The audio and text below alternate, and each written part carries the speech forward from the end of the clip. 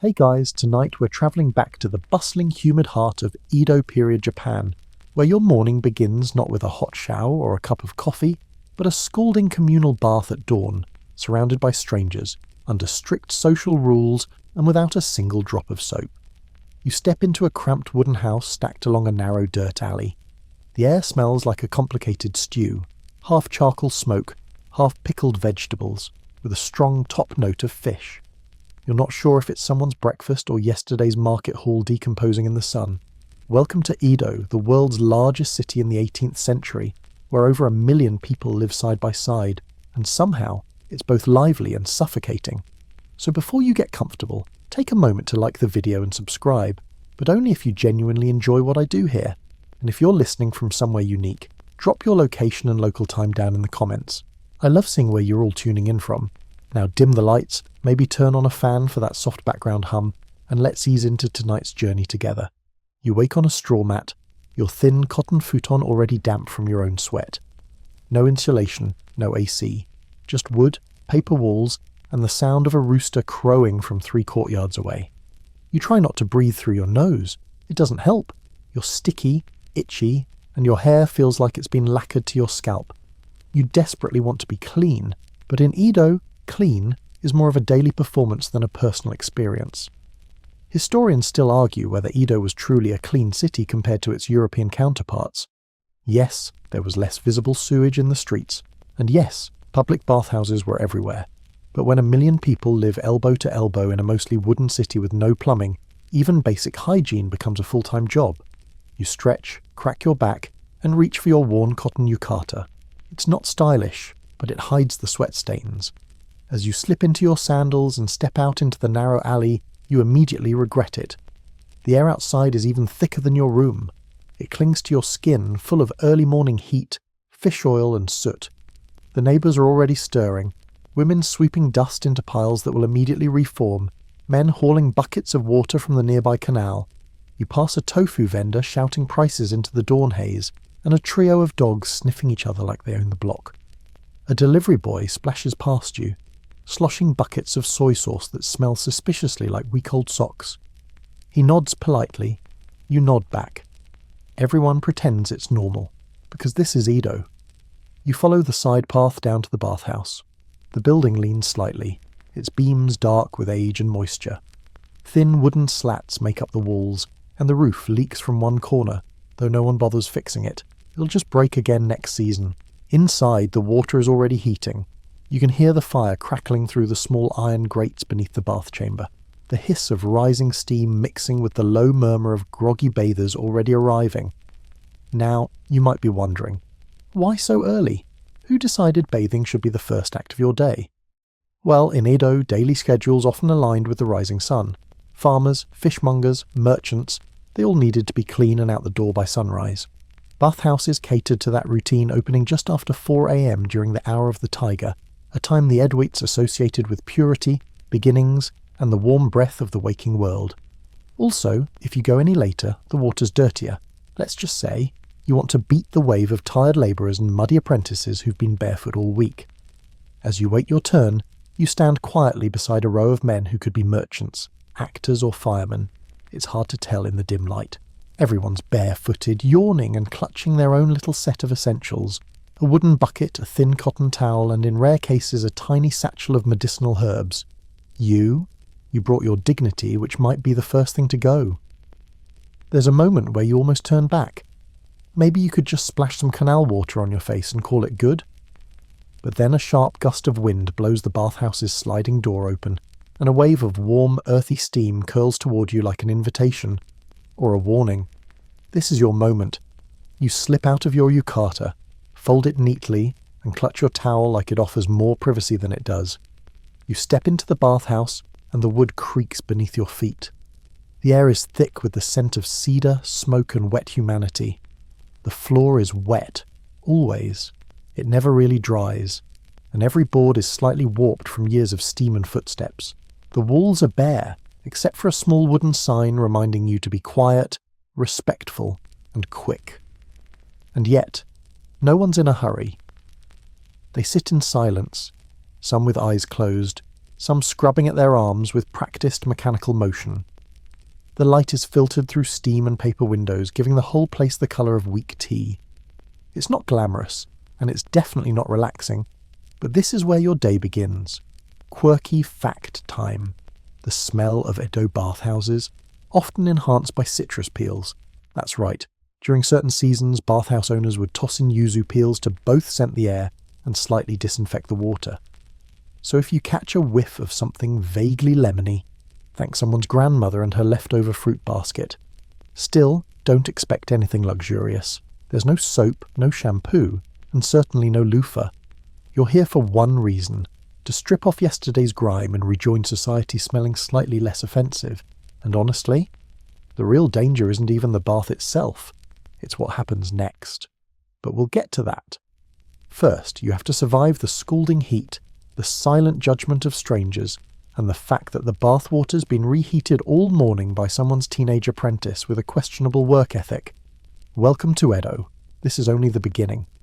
The sky is still dim outside, but inside the bathhouse, the world is glowing with mist and muffled sounds. You've just stepped in, steam curling around your ankles, and instantly your skin starts to prickle.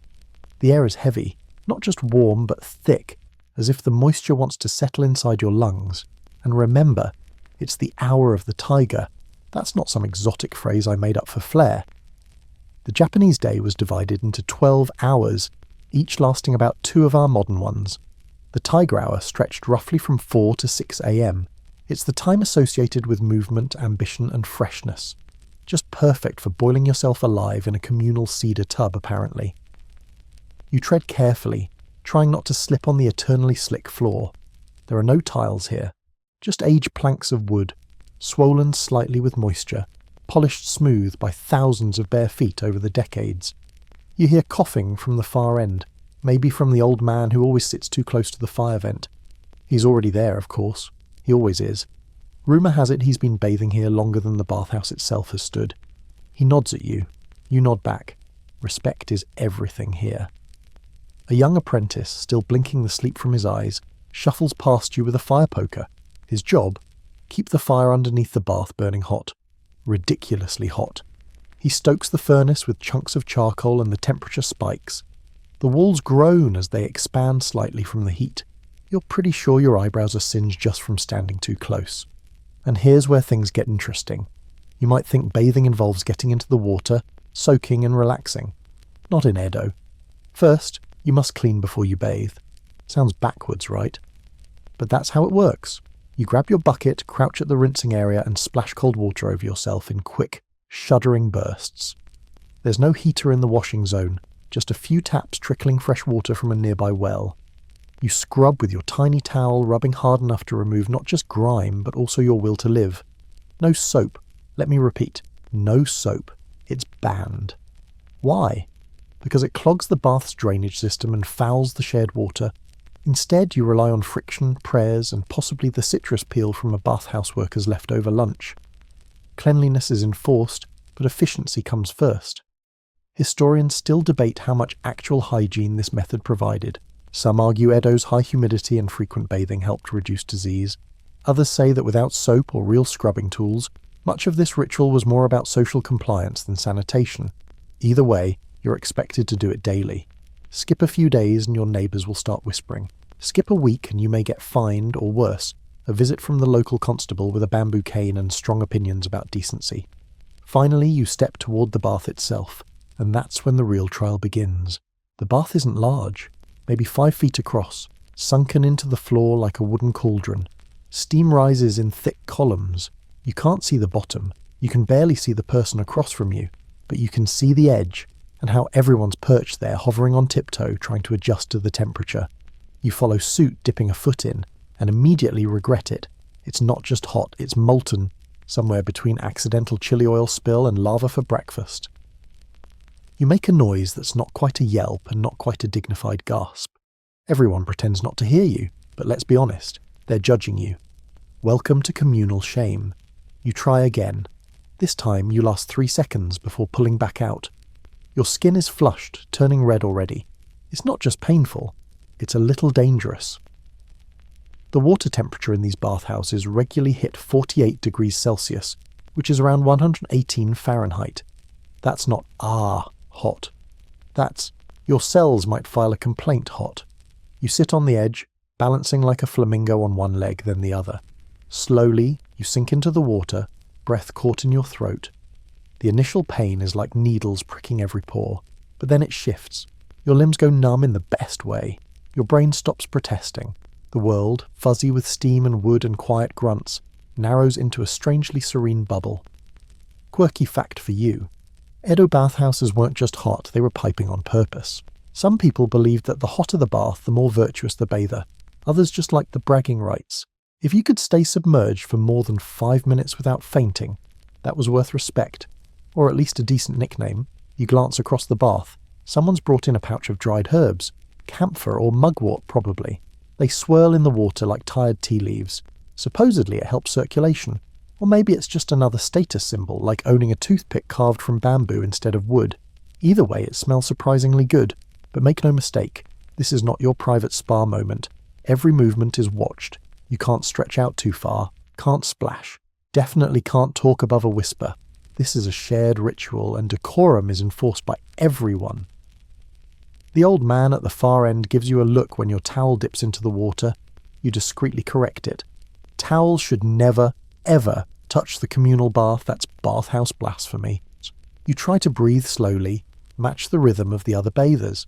The steam is hypnotic, wrapping around you like cotton. Time slows, your heart rate slows, and just when you think you might actually enjoy this, someone sneezes, and a fine mist of their respiratory joy settles in the air between you. Lovely. Still, you can't leave yet. Not until your body feels like a wrung-out sponge and your mind is too tired to panic. This is your morning meditation, whether you like it or not. Just be glad you came early. By mid-morning, the water will look like miso soup and smell worse. You rise slowly, head spinning. You climb out on aching legs, trailing hot droplets. You don't dry off. There are no fluffy towels waiting. Just a brisk breeze and your thin cotton yukata, which absorbs maybe 30% of the moisture before giving up entirely. Congratulations, you survived the start of your bath in Edo. Only 18 more sections to go. You've survived the scorching water. Congratulations, but don't relax yet. You're not done. You've only just entered the lion's den. Because now comes the most delicate and socially treacherous part of your morning. Enduring the communal bath without violating any of Edo's unspoken rules. You shuffle carefully to a corner, your wet feet slapping against the slippery wood. There's a sort of unspoken choreography here. You sit, but not too close to the bath's edge. You don't face anyone directly. Always angle your body slightly, as if you're perpetually mid-turn. And under no circumstance do you speak unless spoken to, especially if you're younger or a stranger. It's easy to forget, but you're not just bathing. You're navigating a mini-society. Edo bathhouses were more than hygiene stops. They were stages where class, gender and age played out in steam and silence. Everyone has a role. Everyone knows the pecking order. You're a commoner, probably a merchant apprentice or a low-ranking artisan.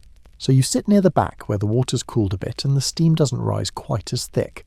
Up front, closest to the fire vent, is a seated elder, his back straight despite the heat, his towel folded neatly beside him like origami. He doesn't look at you. He doesn't need to. He's the alpha of this bathhouse, has been for years, maybe decades. If he clears his throat, you listen. If he leaves, everyone else suddenly finds themselves feeling done too. Historians still debate just how rigid this hierarchy really was. Some argue that bathhouses were egalitarian sanctuaries, where samurai and peasants could sit as equals, stripped of their armour and robes. Others say the pecking order was unmistakable, reinforced by glances, posture and steam placement. Maybe it depended on the neighbourhood, or maybe, like most things, it was a bit of both. A samurai might wander in from time to time, but he wouldn't act like a samurai here. He'd leave his swords at the entrance, of course. That was law. But even without blades, status clung to people like damp towels. You could spot it in the way someone carried their bucket or nodded too stiffly. You could hear it in the awkward silence that followed their arrival. A samurai might not need to say anything, but everyone would hear it anyway. You try not to draw attention. You keep your movements minimal. just sitting, soaking, slowly cooking like a nervous dumpling. You begin to notice the way the bath itself is arranged. The hottest point is near the fire vent, usually claimed by elders or long-timers. The centre is for those with something to prove. Young men, loud labourers, the occasional overly enthusiastic visitor who doesn't understand the etiquette yet and will probably get a passive-aggressive cough within minutes. And the coolest areas, toward the edges, are where newcomers and outliers gather. You're there. So is a tired-looking man with ink-stained fingers, maybe a woodblock printer. A carpenter wipes his brow.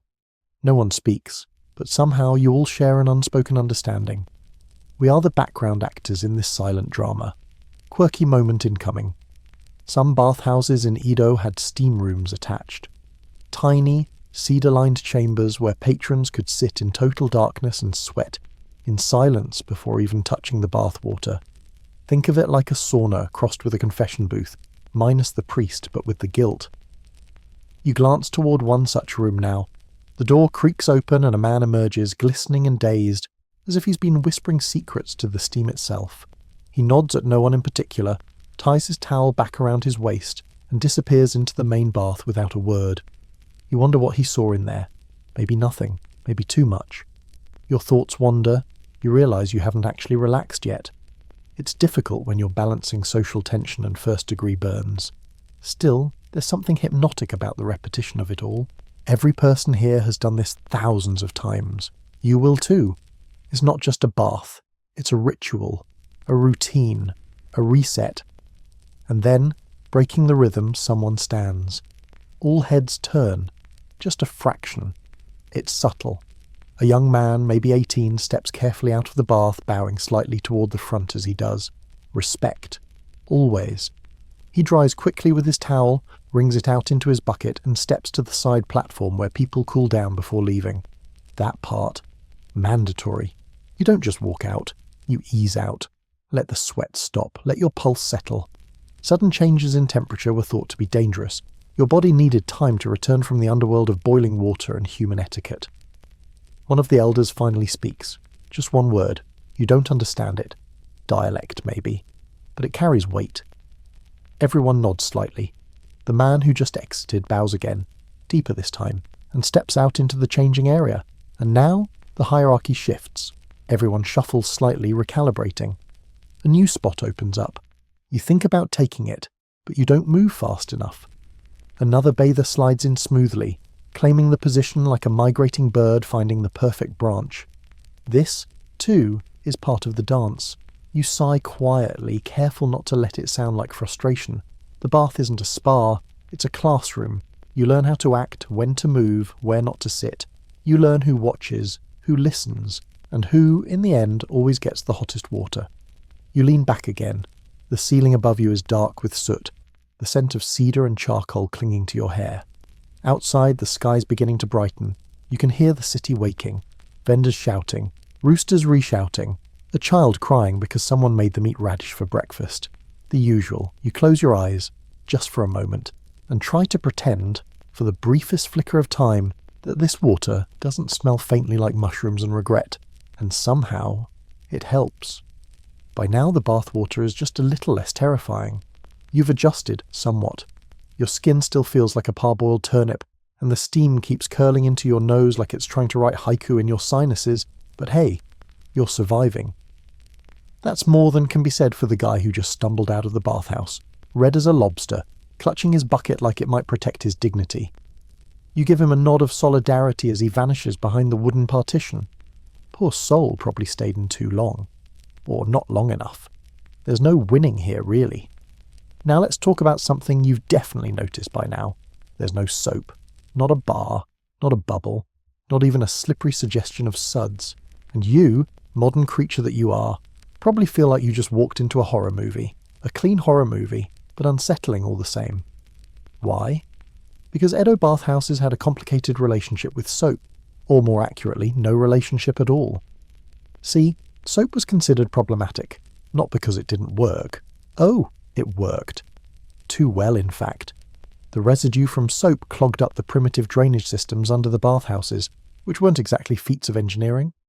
Picture a series of tilted planks guiding wastewater into a gutter that might lead to a canal.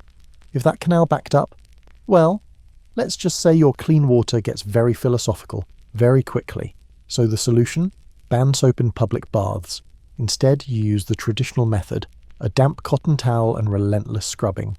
Think of it like exfoliation with no mercy. You scrub your limbs raw until you raise a bit of steam from your own skin. That means it's working. Probably. Hopefully. Historians still argue whether this method was actually hygienic by modern standards. Some say friction alone was enough to remove surface dirt and sweat. Others point out the shared nature of the baths meant that microbes had VIP access to everyone's pores. Let's face it, if someone came in with athlete's foot, you were probably getting a free sample. But hygiene aside, this method meant something. Cleanliness in Edo wasn't just a health goal, it was a moral one. Being clean meant being respectable. And the ritual of scrubbing with your towel before entering the water was part of showing respect to others. You didn't want to sully the water, not because of germs, those wouldn't be understood for another couple centuries, but because polluting shared space was dishonourable. So you scrub, and when your skin feels more polished than a lacquer bowl, you splash cold water over yourself again. Rinse, repeat. And if you're really in the know, you bring a mix of finely ground rice bran wrapped in cloth. Nuka bukuro. It's the closest thing to soap Edo bathers were allowed. It works like a gentle abrasive and leaves your skin feeling soft, and slightly like you've just rolled in dry cereal. Quirky tip. Wealthy households sometimes added sake to their wash water, believing it made the skin glow. Not that you can afford that. You'd sooner drink your bath water than waste rice wine on your elbows. Still, even with all this friction-based cleansing, not everyone agrees on what counts as clean. You look over and see a man furiously working a towel between his toes with the intensity of someone trying to erase their existence. Another guy, clearly on the lower end of the enthusiasm spectrum, gives himself 2 lazy passes over his arms and calls it a day. No one says anything, but the way they don't look at him. Brutal. There's no towel police, but there might as well be. Oh, and by the way, that towel, it never ever goes in the water. That's a cardinal sin. You keep it out, folded on your head, draped on your shoulder, clutched in one hand like a talisman. But dip it? You may as well scream, "I have no regard for community hygiene," in interpretive dance. You do not want to be that guy. You try balancing your towel on your head. Everyone else seems to do it effortlessly, like a little cotton crown. You attempt the same, and it immediately slides off into the bathwater with a very loud plop. Dead silence. The old man near the front turns slowly. His expression doesn't change, but somehow his disappointment radiates across the room like a heat wave. You reach in, gingerly, quickly, and rescue your towel. You wring it out with shame. No one says anything, but you know. Your soul takes psychic damage. You will carry this with you forever. Trying to recover, you sit quietly, towel folded crisply in your lap now, not even thinking of risking the head perch again. You close your eyes and attempt to fade into the steam, but your mind drifts. You wonder what people used to smell like in Edo. The constant bathing suggests they were pretty clean.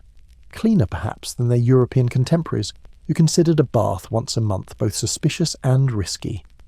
Edoites, by contrast, often bathed daily, sometimes twice, especially during humid summers when the air felt like soup. Still, without soap, without deodorant, without shampoo, the standards were just different. Bodies smelled like people, like sweat, wood smoke, pickled vegetables and damp cotton. You didn't smell good, you smelled normal. The idea of fragrance as something commercialized wouldn't fully catch on until later.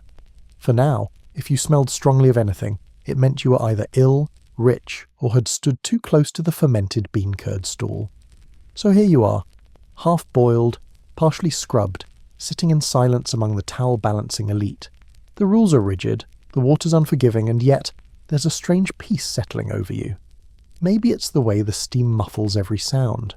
Maybe it's the knowledge that, for these few minutes, everyone around you is just another body in the heat, stripped of rank, role, and even language.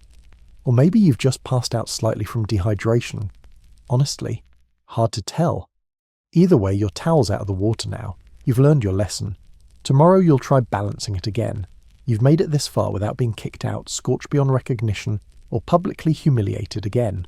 though your soggy towel mishap still lives on in the bathhouse air like an unspoken cautionary tale. But don't get cocky. This next part is where things get really tricky, because now you're not just trying to survive the heat. You're navigating the bathhouse hierarchy, and oh, it's not written down anywhere. You won't find a chart on the wall, but it's there, subtle, silent, and absolutely unforgiving. Hierarchy in Edo bathhouses was a performance of invisible lines. Everything from where you sit, how you enter, how long you linger, to how much noise you make. It all tells the room who you are, or more importantly, who you're not. You think you can hide? Ha! Your bucket alone gives you away. Is it new, worn, made of cypress or cheap pine? Did you carry it confidently or juggle it like it was on fire? These things matter. You're a mid-level commoner at best, maybe a rice merchant's apprentice with good posture.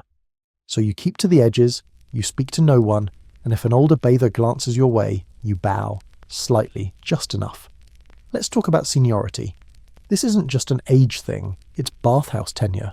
You could be 40, but if you just moved to this district last week, you're lower on the ladder than the 17-year-old who's been bathing here since he had 2 teeth and a bowl cut.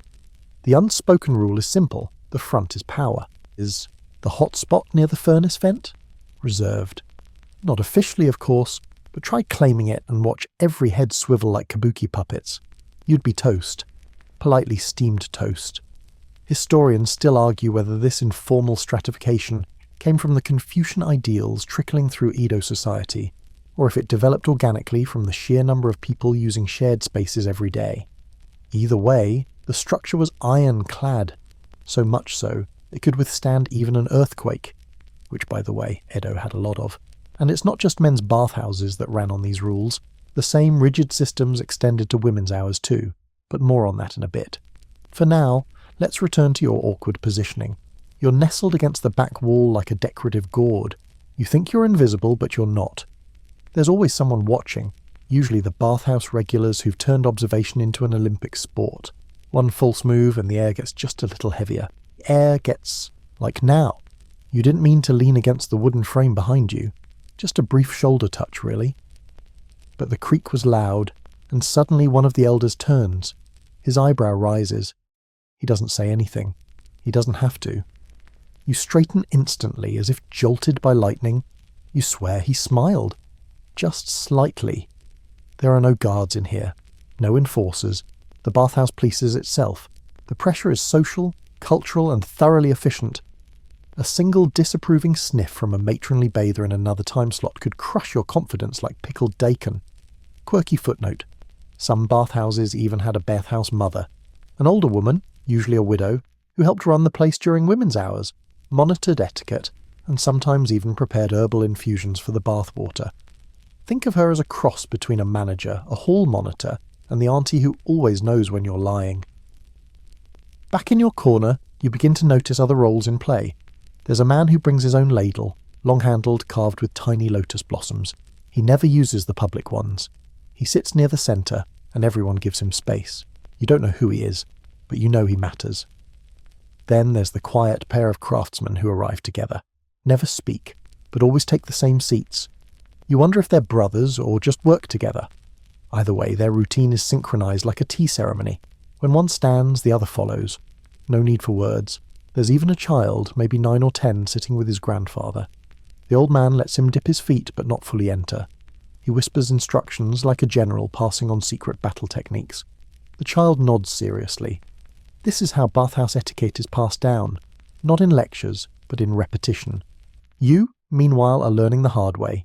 You try adjusting your towel on your shoulder, carefully. No sudden movements, no splashing. Splashing is for carp, not people. You wipe a bead of sweat from your brow and pretend it didn't drip into the water. Probably safe. Probably. Then, without warning, a newcomer enters. He's loud, brash, maybe drunk. He plops his bucket down too hard, water sloshing everywhere. His towel, oh no, goes right into the bath. You feel a collective inhale.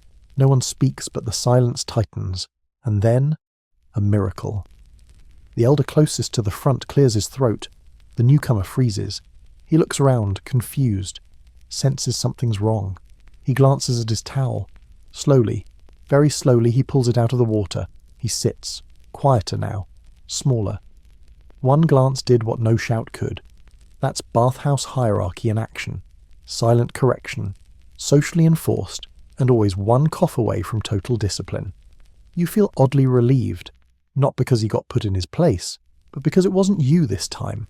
This is the dance, every morning, every bath, and even if the water changes, the rules stay the same. You're starting to understand now.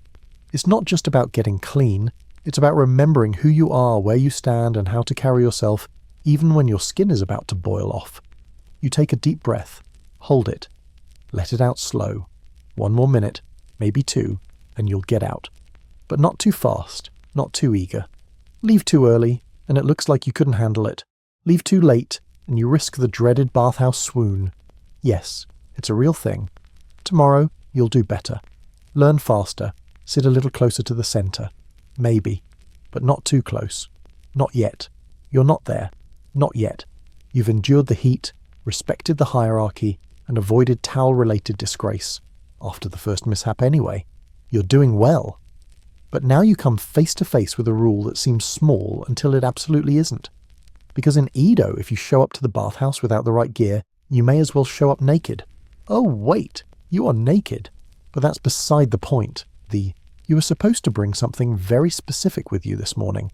A wooden bucket and a modest towel. Not a full towel, not a fluffy bath sheet the size of a futon. Just a simple, rectangular cotton cloth, called a tenugai. And if you forgot either, well, good luck. You shift in your spot and glance to your left. There's a man, probably a labourer, holding a splintered old bucket that looks like it's seen several generations of bathwater. He's dipping it slowly, methodically, scooping water onto his shoulders with an elegance that would make a crane jealous. There's pride in his motions, even if the bucket leaks just a little at the bottom. That's okay. Everyone leaks in here eventually. You glance at your own bucket, mid-tier, decent. Cedarwood, slightly stained, a faint scent of citrus from last season's shared bath.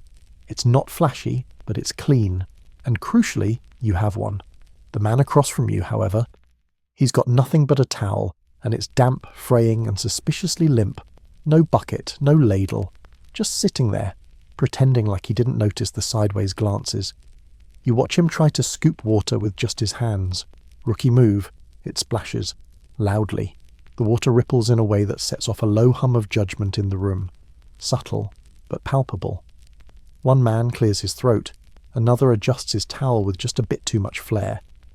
Bathhouse etiquette isn't enforced with violence or raised voices. It's enforced with the devastating power of polite shame. See, in Edo the bath wasn't just about washing.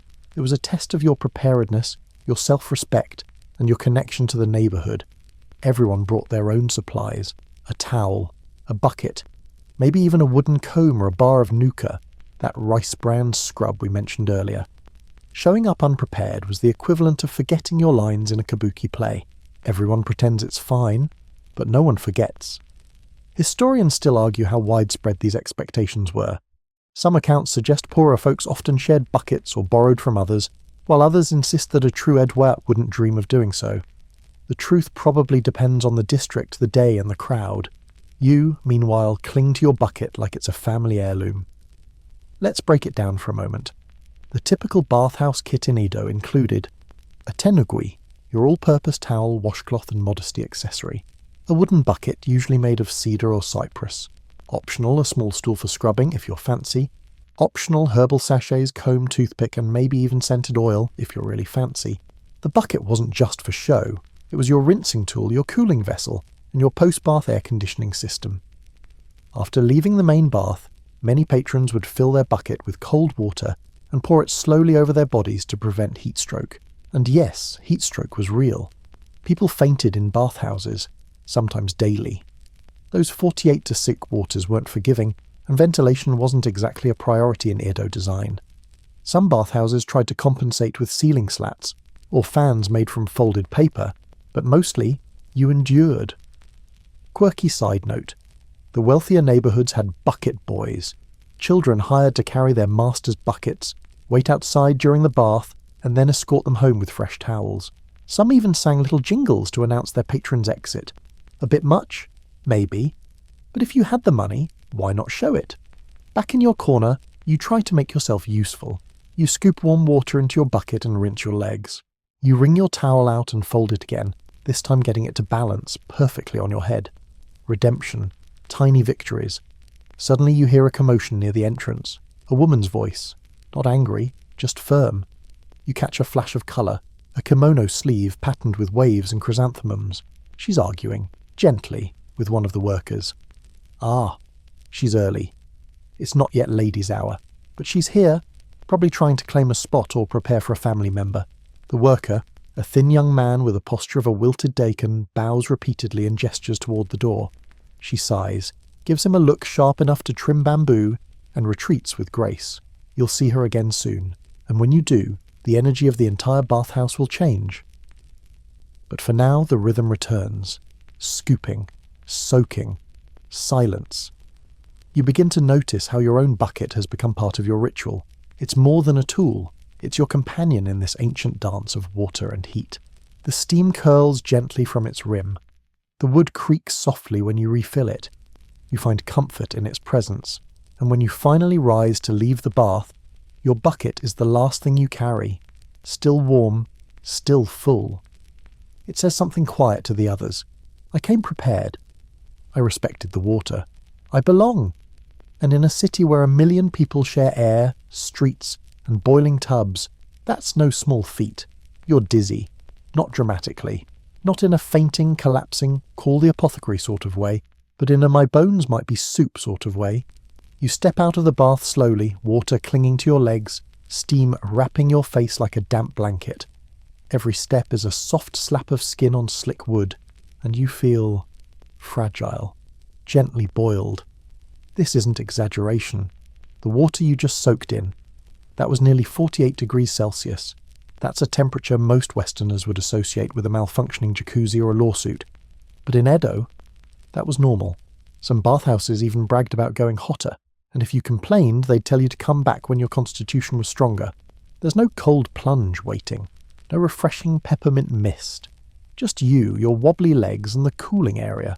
A wooden bench near the exit where people sat to dry off, stop sweating and reconsider their life choices. You settle down, heart still thudding, as droplets slide down your neck. You try not to think about how your skin feels like it's humming. Now here's the odd thing. For all its intensity, Edo citizens loved their hot baths. They'd soak even during the sticky, sweltering summer months, when just breathing felt like sipping warm miso. Why? Because sweating was considered purifying. The hotter the bath, the more you sweated. The more you sweated, the cleaner your soul. Or at least that was the logic. Historians still debate whether this obsession with heat came from traditional beliefs, imported Chinese medicine, or just plain competition. One theory suggests that because Japanese homes lacked interior heating, people became accustomed to using hot baths to store warmth in their bodies, essentially preheating themselves before enduring chilly evenings. There's even an Edo saying, "A bath before sleep is worth 2 futons." Considering how thin the futons were, this was both comforting and absolutely necessary. You sit, breathing slowly, watching steam curl up through the ceiling slats. And suddenly it hits you. This wasn't a relaxing bath. It was a challenge, a daily act of endurance. Like running a marathon where instead of a medal, you get skin that smells like damp cedar. A man nearby is stretching. Not yoga style, just arms overhead, back cracking, letting the sweat drip off him in slow, dignified arcs. He's been doing this longer than you. He's not even red anymore. His skin has moved past boiled and into porcelain warrior territory. You glance around and realise something. Almost everyone is out of the bath now. Not because time's up, but because there's a rhythm. An invisible signal that pulses through the bathhouse, telling people when to enter, when to soak, and when to leave. It's not spoken, it's felt, like steam telepathy.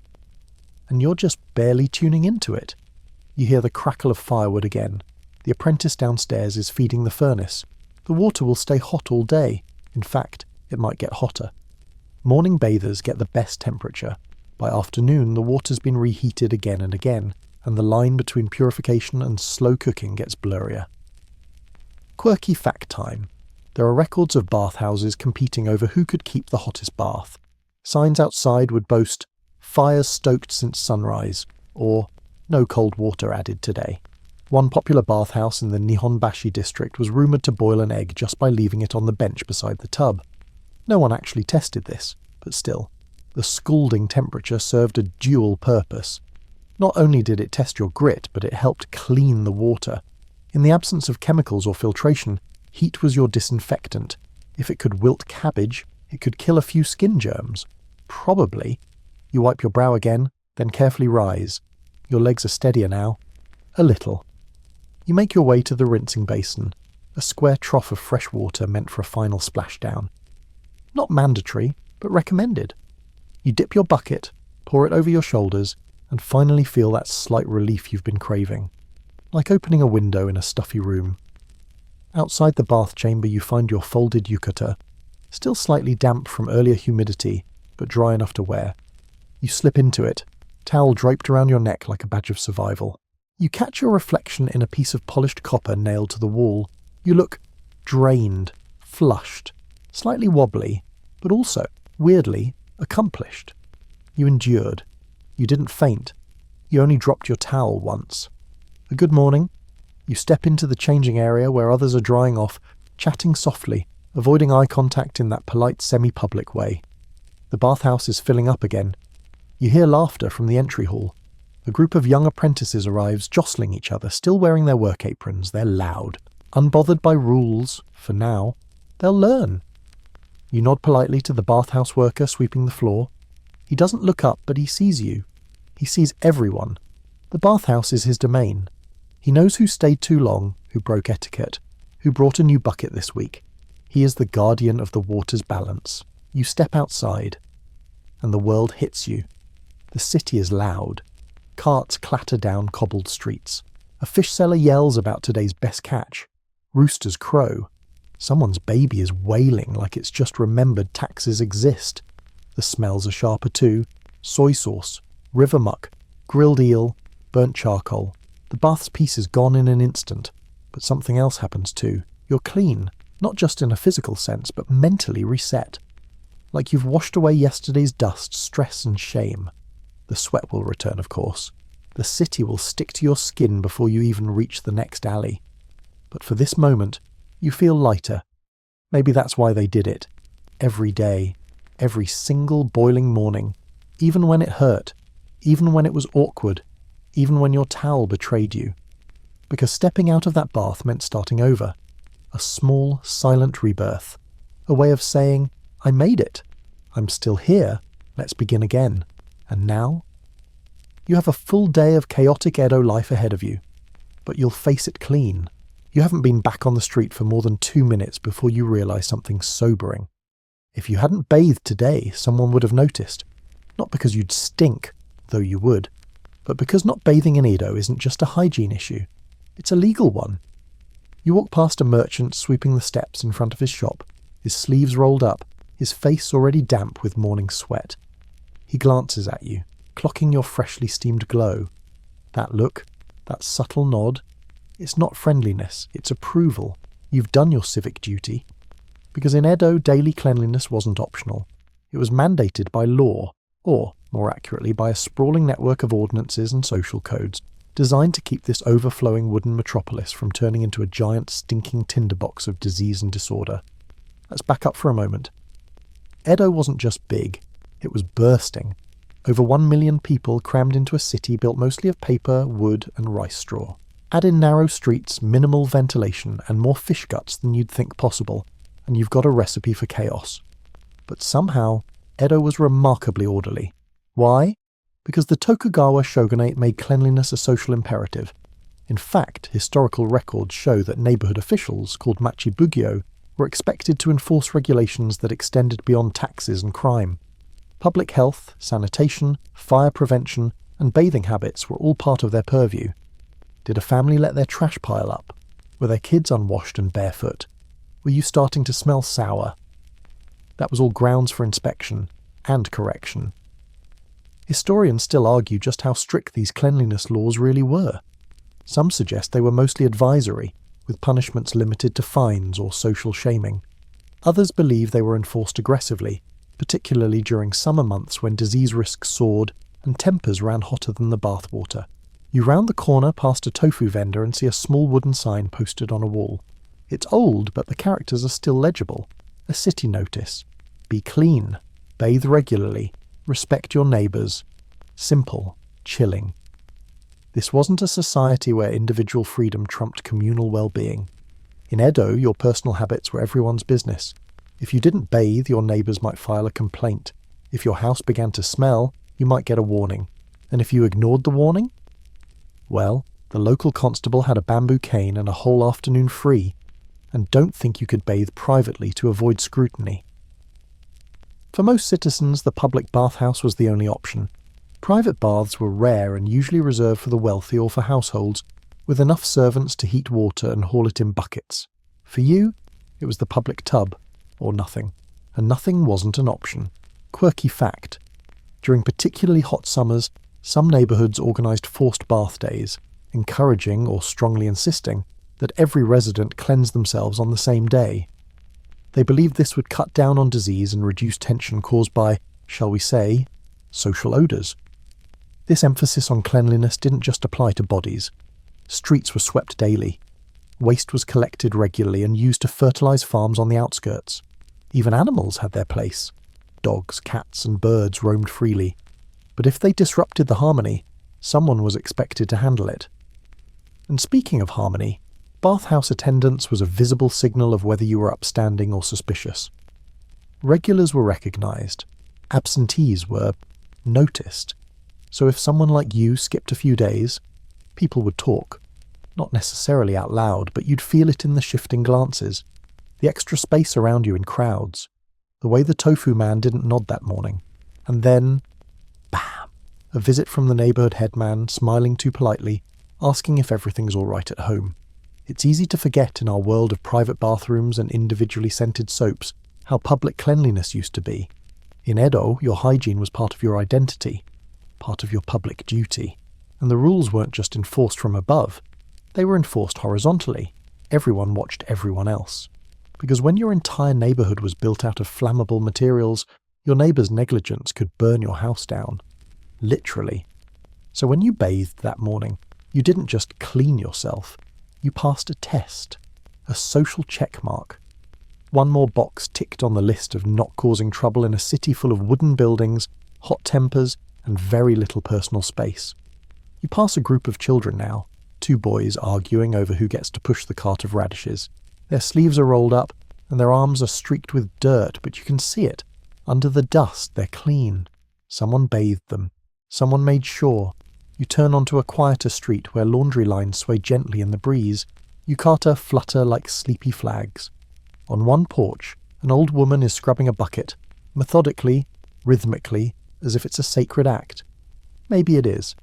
There's something meditative about the whole thing.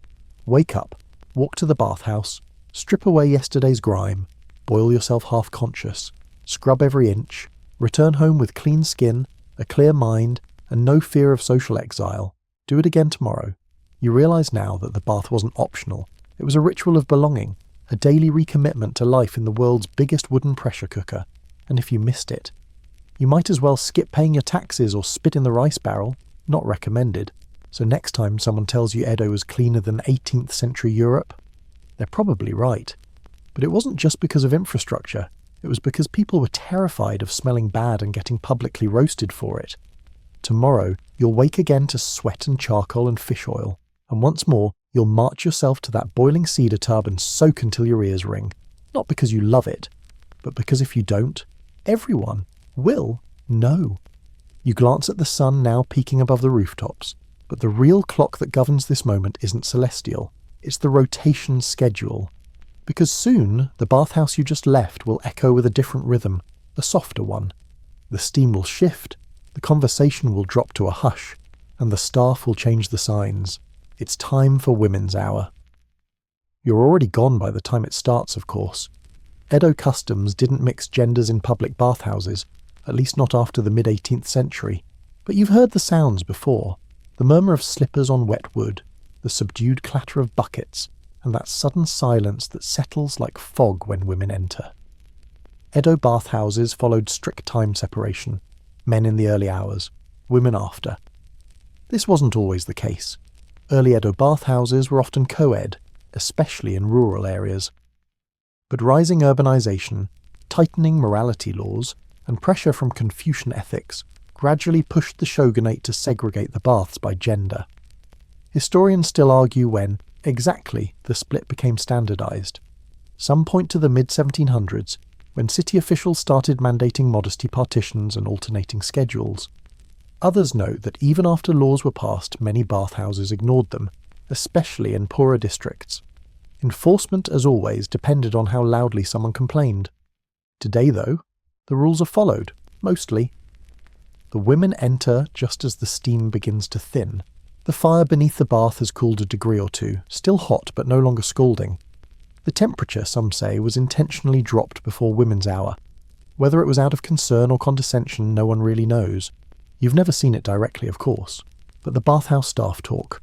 The rhythm of women's bathing is different, slower, less assertive, but far more attentive. The gossip, however, oh, it boils. Quirky fact. Bathhouses in Edo were some of the only places where women could gather outside the home without supervision, and that freedom, limited though it was, made them hotbeds of information exchange. Recipes, midwife recommendations, marriage proposals, family secrets, it all flowed with the steam. A woman scrubbing her back might hear about a neighbour's son joining the fire brigade. Another rinsing her hair might learn who's been hiding debts. A good listener left with cleaner skin and an arsenal of social currency. You pass by the outer wall of the bathhouse just as a small line forms. 3 women, all in patterned yukata, clutching buckets and towels. They speak softly, but their laughter leaks out between phrases like steam through loose floorboards. One of them, probably the eldest, pulls her towel over her head like a scarf. She's missing a tooth, but her voice is strong as she scolds the younger woman beside her for forgetting her Nukabukuro scrub again. Inside, the bathhouse shifts. The sliding door creaks closed. The men are gone. The floor is wiped, benches are rinsed, fresh buckets stacked neatly against the wall. The bathhouse workers bow as the women enter. And now, a new ritual begins. In many ways, women's bathing was even more codified than men's. Not in terms of hierarchy, but in ritual behaviour. There was an expectation of discretion, of quiet. A thin curtain was drawn across the outer entrance. No peeking, no eavesdropping. Not that anyone would dare, unless they wanted a rice scoop to the head. Inside, women bathed with precision. First rinse, then scrub, then soak, just like the men. But there was an added focus on hair. Long, often unbound for bathing, it had to be washed, wrung, and sometimes oiled before rebraiding. That process took time, patience, sisterhood, and scrutiny. Because even here, the bath wasn't just about cleaning. It was about image. A woman's appearance in public, especially in the all-seeing steam of the bathhouse, could affect her social standing. A flaking scalp, whispers, calloused heels, snickers, a mole in the wrong spot. Suddenly, your cousin's marriage prospects are in jeopardy. Still, despite all that, bathhouses were safe spaces. A woman could roll her eyes about her husband, could ask advice from someone older, could close her eyes and pretend for just 10 minutes that the world beyond the paper walls didn't exist. One fringe detail from surviving records. In some districts, women's bath hours ended with tea. Not officially, but a few proprietors, usually older widows running the place, would offer barley tea to lingering patrons, especially if the crowd was small. It was a quiet act of hospitality, maybe even rebellion. A way to say, you are welcome here. Stay a little longer. You imagine the scene now. A low hum of conversation. The sound of water ladled gently over shoulders. A child, maybe 3, dipping their toes into the water as a grandmother holds them steady. The light filtering in soft amber through steamed windows. Peace, warmth, not luxury, but dignity. And outside, you, already back in the city's chaos. Your skin still tingles, your legs still ache. But you're clean. And for now, that means you're okay. You turn another corner, but the scent of the bathhouse lingers. Cedar and charcoal and something you can't name. You wonder if they're laughing inside. You hope they are. And you hope the tea is strong. You've walked a few more blocks, shaking the last of the bathhouse fog from your bones, when it suddenly hits you. That place, the creaking wooden box of boiling water and silent judgment, isn't just a bathhouse. It's a miniature society. And sitting at the centre of it all, both literally and figuratively, is one person, the yuya, or bathhouse master. Don't let the humble title fool you. The Yuya isn't just stoking fires and collecting coins. He's the heartbeat of the operation, the watchdog, the referee, and quite often, the unspoken mayor of the neighborhood. Without him, the whole delicate ecosystem of scalding water and social rules collapses like a soggy rice cracker. You think back to this morning's bath. The Yuya had barely said a word, but he was everywhere. The faint knock when he entered the changing room, his bowed head as he refilled someone's water basin, the way he somehow noticed your towel mishap without ever seeming to look at you. That's his power. He's not watching. You just feel watched, and that's by design. The Yuya's job wasn't merely logistical. Sure, he kept the fire going, replaced buckets, and monitored the water temperature, but he also maintained the bathhouse's social equilibrium. He knew who came daily, who paid on time, who lingered too long, who slipped in during the wrong hours, or started talking a little too loudly near the rinse buckets. In some ways, the Yuya was part monk, part middle manager, and part spy. He balanced customer service with discipline. He enforced unspoken rules not with punishment, but with presence. Just seeing him polish a ladle in the corner made people sit up straighter. Historians still argue whether Yuya roles were formally appointed or simply inherited. Some records suggest a father might pass down his bathhouse to a son. Others hint at guilds, loose associations of bathhouse families who helped regulate prices and standards across a district. The truth probably varies depending on the neighborhood. What's clear is this: the best Yuya were respected. The bad ones, out of business before you could say lukewarm scandal. Quirky fact: a few Yuya became minor celebrities. Known for running the cleanest, hottest, or most luxurious bathhouses, they'd earn reputations that stretched across wards. People would travel districts just to experience the famously glassy water of Mr. Yamada's cedar tub, or the 7-herb infusion at Old Lady Tsunako's back alley bath. And yes, some bathhouses were woman-run. Rare, but not unheard of, especially if the bath catered to women or operated during unconventional hours. In those cases, the Yuya might be a yuban, a term used less frequently but still meaning the one in charge of the bath. But status came with pressure. The Yuya had to be a firemaster, literally. Every morning before sunrise, he and his apprentices stoked the bathhouse's furnace, a small inferno tucked beneath the tub, where giant cauldrons heated the water above. One mistake, and you'd scald the patrons, or worse, burn the entire place down. Edo was famously flammable. Entire neighborhoods vanished in fires. The flowers of Edo, they were called, both poetically and tragically. Many of those fires began in bathhouses. A single spark, a furnace left too long, a rogue ember floating up through the paper walls. Boom. Half the district gone. So being a Yuya wasn't just about hot water. It was about not destroying everything. You recall seeing a little shrine tucked in the corner of the bathhouse this morning, barely noticeable unless you knew to look. A tiny fox statue, a sprig of pine, and an offering of dried rice. Probably a local deity of fire or protection. The Yuya must have placed it there. A small ritual to keep the flames friendly. He'd have cleaned the floors before dawn too. Wiped down the walls, inspected the cedar planks for mould or rot. Refilled the rinsing basins.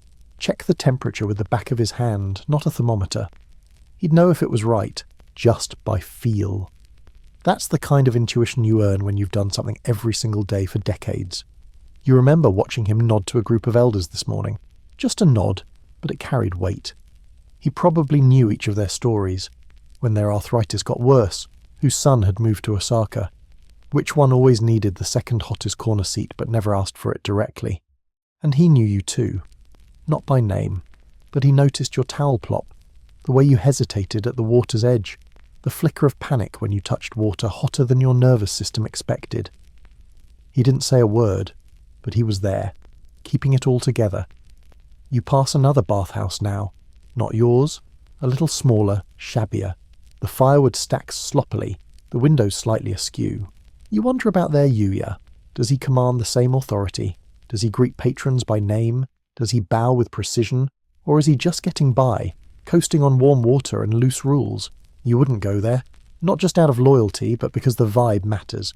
In Edo, the bathhouse wasn't interchangeable. It was yours, or it wasn't. Like a barber, or a shrine, or a neighborhood noodle stall where they know just how you like your daikon sliced. You round a corner and hear a boy calling out, selling firewood. You wonder if he delivers to your bathhouse. You wonder how early the Yuya has to get up to meet him, and you make a silent note to nod tomorrow. Not just the polite customer nod, but the good job not setting us all on fire nod, because now you know. The water didn't just get hot by accident. You've returned home now, towel drying on the line, bucket scrubbed and inverted neatly near the door. The sun is higher, the noise outside has doubled, and your morning bath feels like a distant fever dream. But just before you settle into your first chore, or maybe your first bowl of rice, you pause, remembering a detail that always rankled you a little. Some people never had to go through that ordeal. Because while you were hovering on the edge of a boiling tub this morning, carefully navigating social protocols and praying your eyebrows wouldn't melt, someone else across town was reclining in a private bath sipping plum tea with perfumed water and possibly a hired attendant scrubbing their back. In Edo, cleanliness may have been a public duty, but comfort, that was a luxury.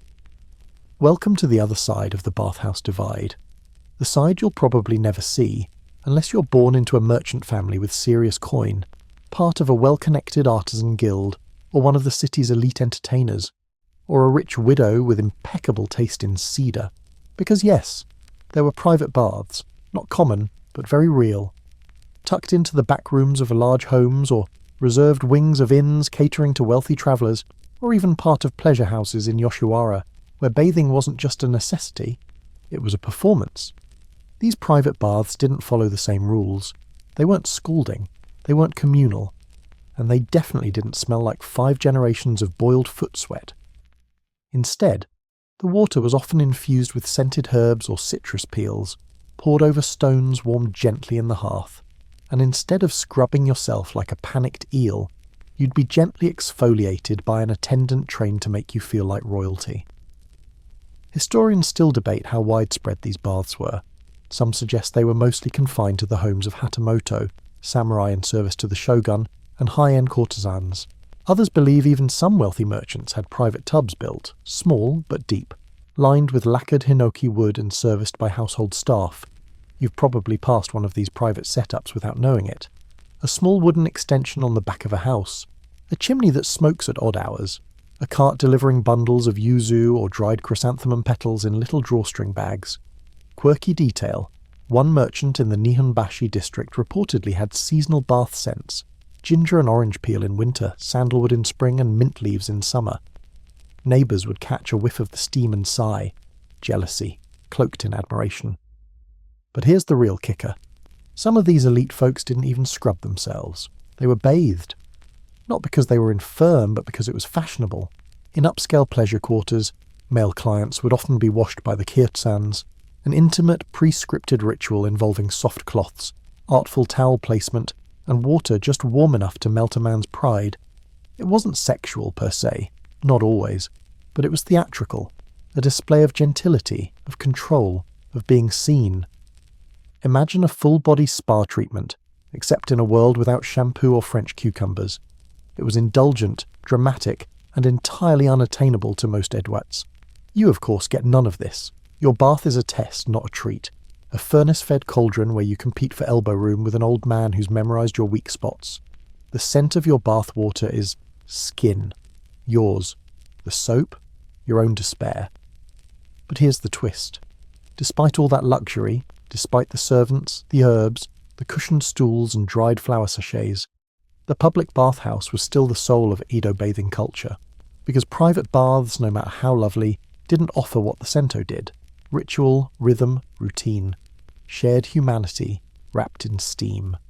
The merchant in his perfumed tub might be physically cleaner, but you, crouched in the scalding water beside your neighbours, walked out with something more: resilience. There's a sort of spiritual grit that comes from enduring discomfort alongside others, from understanding when to stay silent, from nodding at the regulars without needing to speak, from knowing how hot is too hot and how quiet is just right. Still, it doesn't stop you from imagining it. A soft splash, not a slap. Water scented with plum blossoms, a folding screen painted with cranes. No towel judgment, no hierarchy, just floating. You picture yourself there, just for a second. Then someone outside yells about fish prices, and a rooster breaks into song like it's headlining a festival. A neighbour dumps a bucket of water into the street with the force of someone avenging a grudge. Reality reasserts itself. Your bath was hot, cramped, brutal, but you earned it. Tomorrow you'll go again. And when your bucket clinks against the bath's wooden edge, it'll do so with pride. You've just about shaken off the morning haze when you pass two men chatting near a row of laundry poles. One rolls up his sleeve, revealing a swirling ink design on his forearm, a dragon, mid-flight. The other quickly tugs his own sleeve down, glancing both ways like he's hiding a secret. Ah, tattoos. In today's world they might say artist, motorcyclist, or deeply committed barista. But in Edo, that ink marked you, sometimes literally, sometimes socially, and in a bathhouse setting it said everything before you even opened your mouth. Tattoos in Edo were complicated. On one hand, they were celebrated as art. On the other, they were a punishment, a warning, and occasionally a death sentence in polite company. You see, public baths weren't just about heat and hierarchy. They were about visibility. Stripped of your clothing, you had nothing to hide, except perhaps the truth inked across your back. In fact, for a long stretch of Edo history, tattoos were mandated for criminals. Caught stealing rice? Tattoo. Disobey your lord? Tattoo. Get into a brawl and lose the fight in your social grace? Well, guess what? Tattoo. Usually black ink, often a simple symbol on the arm or forehead, varying by region. Each design screamed, "This person messed up." These weren't stylish sleeves or delicate cherry blossoms. These were warnings, and they were permanent. Even if you turned your life around, that mark remained. So when you stepped into a public bathhouse and removed your robe, everyone saw your past. Historians still debate how widely these criminal tattoos were used, and how often they overlapped with the rise of irasumi, or decorative body art. Some say the two grew side by side. Others claim they existed in separate social lanes entirely, only intersecting in places like the bathhouse, where flesh met water and secrets couldn't hide.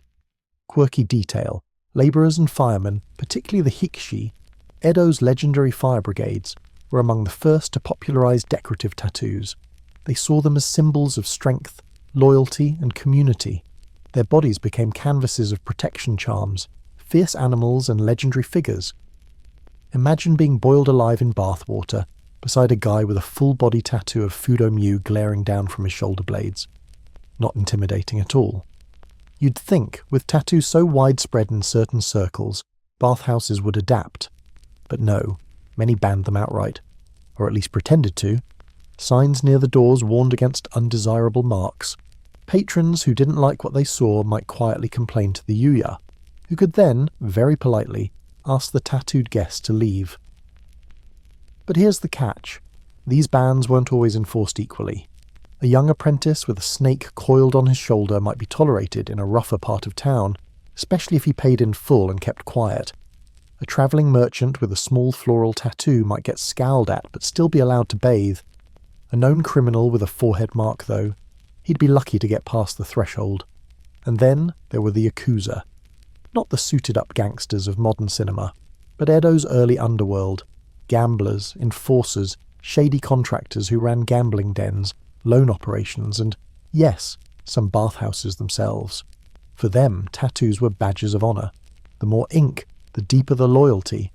A full-back tattoo wasn't just for decoration, it was a declaration. You remember a bathhouse tale whispered between apprentices once. A man enters, quiet, polite, strips off his robe to reveal ink from neck to thigh. Waves, skulls, chrysanthemums, a demon riding a tiger. No one dares speak. He bathes, never makes eye contact, leaves without a word, and no one asks his name. True? Who knows? But the bathhouse is where those stories lived. You never forget the first time you saw a tattoo like that. Not a criminal mark. A full, sweeping, magnificent artwork. Clearly done by hand, probably with bamboo needles and centuries of pain. You stared a little too long. He looked back. You've been avoiding eye contact with anyone under 40 ever since. But here's something interesting. Not all tattoos were feared. Some were even spiritual. Protective. Women sometimes had small charms inked into their wrists or ankles. Hidden, personal, meaningful. A single symbol to guard against illness or misfortune. Rare, yes, but not unheard of. Still, the bathhouse had one rule above all. Your body tells your story, and that story becomes public the moment the yukata drops. So even now, walking through town, you carry a subtle awareness, not just of your marks, or lack thereof, but of others. You've seen elders with old, faded ink that speaks of a life harder than yours. You've seen travellers with floral designs whose meanings are lost to time. You've seen symbols of faith, of rebellion, of punishment, and all of them, eventually, end up in the water. Tomorrow you'll return, you'll bow, you'll scrub, you'll sweat beside a fisherman with phoenix feathers winding down his arm, and you'll sit a little straighter, not just from the heat, but from the understanding that everyone enters the bath equal, but no one arrives without baggage, and some of it is carved in ink. Later that afternoon, as you rest in the shade of a wooden awning sipping cool barley tea, you overhear two men talking, not loudly, but with just enough intent to draw attention. They aren't discussing rice prices or last night's windstorm. They're talking about someone important who was seen at the bathhouse. And that's when it clicks. The Cento isn't just a place to get clean. It's a place where information flows, quietly, efficiently, and without a trace of paperwork. Because in Edo, the bathhouse is also a kind of underworld post office, a meeting ground, a whisper chamber, a marketplace of overheard truths and veiled agendas, masked by steam and the sound of water slapping against wood. You think back to earlier this morning. There was a man in the corner, didn't say a word, didn't seem to bathe much either, just sat there, observing. You thought he was odd, but maybe he wasn't just another silent sufferer of scalding water and modesty-induced stress. Maybe he was listening. Maybe he was collecting. Bathhouses weren't just for relaxation or ritual. They were arenas of subtle negotiation. In a city with no email, no phones, and no LinkedIn profiles, you had two places to conduct business without formal interference, the tea house and the bath. But in the bath, no one could wear armour. Literally. You left your swords at the door. Even a high-ranking samurai had to strip down to skin and bone, sink into water shared by fishmongers and rice peddlers, and maybe, if he was very, very subtle, strike a deal. Historians still argue how common this was. Some claim it was rare, just a handful of clever merchants and bureaucrats using the bath as a neutral ground. Others suggest it was a daily occurrence, masked by routine and steam. After all, what better place to whisper about land contracts or grain futures than shoulder-deep in boiling cedar water? One thing is certain. The bathhouse was one of the few spaces in Edo where social boundaries blurred, if only slightly. You might not speak to someone higher up the social ladder, but you saw them. And if you were smart, you noticed who they spoke to. Quirky footnote. In some neighbourhoods, bathhouse walls were fitted with small peephole slats. Not for voyeurism, hopefully, but for eavesdropping. An apprentice might be stationed outside to catch wind of gossip, useful for a boss who wanted to keep tabs on competitors, or even pass a rumour of his own through a casual slip of the tongue. That man sitting quietly this morning? He might have been a Kagami, a shadow watcher. Not a spy in the dramatic sword-flashing sense, but a listener, a collector of murmurs. These unofficial agents weren't trained warriors. They were clerks, scribes, failed students, anyone with good memory and quiet eyes. The shogunate used them sometimes. So did merchants. Even courtesans kept a few on retainer to track who was visiting whom. It wasn't always malicious. Sometimes it was about opportunity. If you heard someone was opening a new sack shop 2 streets over, maybe you reached out to supply the barrels. If you learned that a certain rice dealer was falling behind on payments, maybe you avoided extending credit next month. Even a brief overheard sentence, "He's moved his apprentice to Ueno," could shape a business decision. Because in a city where you're rarely alone and words hang in the steam like incense, everything you say might be heard. You begin to realise that everyone plays a role in the bathhouse network, whether they know it or not. The old man grumbling about fish taxes? He might be venting, but his neighbour's cousin works for the port. That boy rinsing buckets near the back. He delivers charcoal and hears which houses are burning more fuel, meaning they're housing guests, important ones. And then there are the bathhouse workers themselves. Don't be fooled. They're not just pouring water and sweeping floors. They hear everything. They know who arrives together, who leaves separately, who suddenly changes their rinse routine or brings scented oil they can't afford. In many ways, they're the city's most underappreciated intelligence network. They might not say anything, but the Yuya knows who's avoiding eye contact this week. He knows who paid in full, who borrowed a towel, who skipped a bath 2 days in a row. He knows who's hiding something.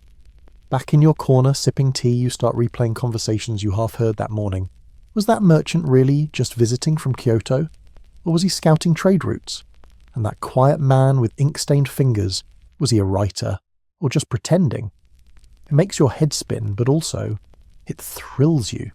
There's a pulse in this city beating under the wood and rice paper, and part of it lives in the bath, hidden deals, secret alliances, whispers that shape districts. Tomorrow you'll soak again. Maybe near the back, maybe beside someone new, and this time you'll listen just a little closer. Because in Edo, the bath doesn't just clean you, it connects you. You're drifting through the city now, half lost in steam-drenched memories, when a high-pitched wail pierces the air. Not a cat, not a street vendor, definitely not a ghost, unless that ghost hates bath water and has the lungs of a taiko drum. No, that's the unmistakable cry of a child in a bathhouse. You wince in sympathy. Bathing may be routine for you now, hot, painful, awkward, yes, but survivable. But for kids in Edo, it's trial by fire, sometimes literally. You pause near a corner where 3 young boys run squealing down a lane, still dripping wet, towels flapping like battle flags. One of them is missing a sandal, another's head is still soapy. The oldest, probably about 10, is holding a bucket upside down over his face, pretending to be a samurai. Ah, the post-bath chaos, a familiar sight. But let's rewind. Imagine waking up at dawn in a wooden house where insulation is a myth, and your futon is damp from both sweat and last night's accidental tea spill. Your grandmother grumbles that it's time to go to the bathhouse, and before you can protest, you're scooped up, wrapped in a ragged towel, and marched barefoot down a cold, uneven street. Now imagine being dunked, without ceremony, into water that feels like it came from the core of the earth. No toys, no bubbles, no mercy. Welcome to childhood in Edo. Bathing children was less a bonding moment and more a communal wrestling match. Mothers, older siblings and grandmothers all took turns wrangling little limbs, scrubbing muddy knees, and subduing escape attempts with the calm efficiency of seasoned generals. Quirky fact, there's artwork from the Edo period, ukiyo-e prints, showing bathhouse scenes with kids being bathed while crying, fidgeting or splashing dramatically, often to the amusement of older patrons. In one famous print, a grandmother holds a child upside down by the ankles, dunking him like a laundry rag. The caption, something like, "Summer cleansing tantrum included." But crying or not, children had to bathe. The same social expectations that applied to adults were passed down like worn sandals. A dirty child didn't just reflect laziness, it suggested a family lacked discipline, order, or respect for the community. And in a world where neighbours were closer than shadows, reputation mattered. So the bath became a classroom, a dojo, a moral forge. Historians still argue whether bathing really improved child health in Edo, considering the heat, shared water, and lack of soap. Some say it helped prevent skin conditions and kept lice infestations low. Others note that children often left the bath with flushed cheeks and mild burns, immediately rolling in dust and sweat on the way home. Either way, it wasn't about comfort, it was about conformity. The process usually began with a rinse, a cold splash to shock them into stillness. Then came the scrubbing. Feet first, then arms, then the dreaded back. No soap, just a cloth, and the sheer willpower of the adult in charge. Some kids were quiet about it, others wailed like they were auditioning for a kabuki tragedy. Once clean, or clean enough, they'd be lowered into the bath. Not too deep, not too close to the centre. Usually tucked beside a parent's leg, where they'd cling like overcooked noodles and occasionally scream when someone splashed too close. The noise, accepted, tolerated even, but only for a few minutes. If a child cried too long or too loudly, a stern glance from the nearest elder usually fixed that. Or, in worse cases, a gentle scolding, "The water is not the enemy, now be quiet or the koi spirits will pull you under." And that worked. Sometimes, there was also a strange equality to it. In the bathhouse, all children were everyone's business. A neighbour might offer to help wash your child's hair if you were struggling. A grandmother might warn another child to sit properly. It was chaotic, loud, messy, but also strangely communal. You think back to your own first bath, the heat, the sting, the terror of slipping, the moment when an older bather gently offered a ladle of warm water to rinse your face. You never forgot that kindness, or the silent approval that followed when you didn't cry. That's how it starts. One bath at a time, one lesson at a time. Quirky detail. Some wealthier families hired special child bathers, usually older siblings or young servants trained specifically to bathe children. These bathers knew how to regulate water temperature, how to soothe fussy toddlers, and how to rinse hair without soap stinging the eyes. Their skill was prized. Their patience, legendary. But for most families, it was hands-on parenting, often 2 generations tag-teaming one slippery, protesting child. And of course, there were the bold kids, the ones who laughed in the heat, who learned the social rhythms early, who balanced towels on their heads before they could spell their own name. Bathhouse prodigies. You watch one now, marching past with the exaggerated confidence of someone who just survived steam and soapless scrubbing. His towel is tied around his waist like a warrior sash. He's maybe 7, already cooler than you. He'll grow into his own bathhouse habits, his own corner, maybe even inherit his father's bucket one day. Because in Edo, bathing wasn't just a moment, it was a milestone, and like every great ritual, it had to start somewhere, preferably with a little crying, a lot of splashing, and an audience of mildly amused elders. The day stretches on. Edo's streets swell with movement, vendors shouting about miso paste and turnips, fire watchers scanning rooftops, and children darting between sandals like human sparrows. But in the corner of your mind, you're already thinking about tomorrow's bath. And why? Because tomorrow's water will smell like ginger, or maybe iris. Depends on the season. You see, Edo bathhouses didn't just school you into cleanliness, they followed nature's calendar too. There was a rhythm to the year, and it didn't just bring blossoms or snow, it brought scented baths. Ritualized. Thematic. As much for the soul as for the skin. Soul as for the... You'd know the season not just by the changing leaves, but by what floated in your bathwater. Take early spring, for example. Around the 5th day of the 5th lunar month, Children's Day, the bathhouse might toss in bundles of shobu or iris leaves. Their long sword-like blades drifted in the steaming water, believed to ward off evil spirits and bring vitality.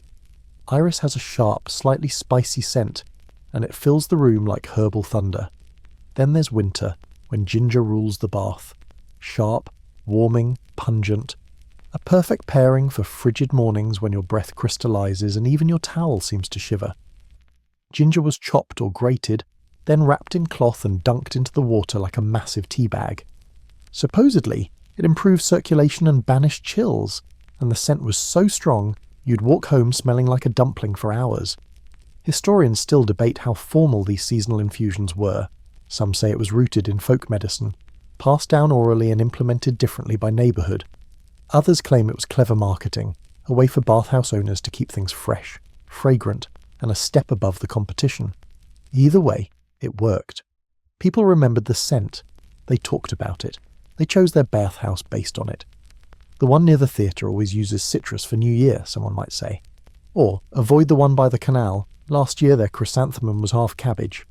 Quirky detail. On certain festival days, bathhouses were decorated with sprigs of pine, seasonal flowers, or even small offerings to bath gods. At New Year, it wasn't uncommon to find a single mandarin orange floating in the tub, a symbol of purity, longevity, and a subtle hint that spring would come again. And don't forget mugwort, a bitter herb used in summer baths to combat sweat and insect bites. The bathhouse boys would wrap clumps of it in mesh cloth and let it bob beside your elbow. Not exactly luxurious, but hey, it beats slapping mosquitoes. Sometimes the infusion wasn't herbal at all, it was just symbolic. During the Obon festival in midsummer, when the spirits of the dead returned briefly to the world, some bathhouses would dim their lights, allowing only small lanterns to flicker at the edges of the room. You'd sit in the steam, half lit, half seen, imagining the ancestors soaking alongside you. You didn't speak much during Obon baths, just listened. To the fire, to the dripping water, maybe to something else. Even the bathhouse workers got in on the seasonal action. They'd change out the floor mats, oil the wooden beams with stronger scents, or hang small wind chimes near the changing area. Those chimes, not just decorative, the tinkling helped calm overheated patrons, signalling that the world beyond the steam still existed, and that you hadn't boiled away into some dreamlike netherworld. And there were bugs. Oh yes. Summer brought them, mosquitoes, moths. The occasional lost cicada buzzing somewhere near the ceiling, probably regretting its life choices.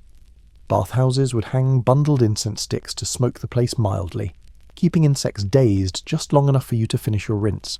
And if that failed, well, you swatted between ladles and hoped for the best. You remember once, during high summer, entering a bathhouse so thick with cedar smoke and mugwort steam that it felt like walking into a witch's cauldron. You sat down, blinked, and for 10 solid minutes lost track of your own limbs. Seasonal baths weren't just a gimmick.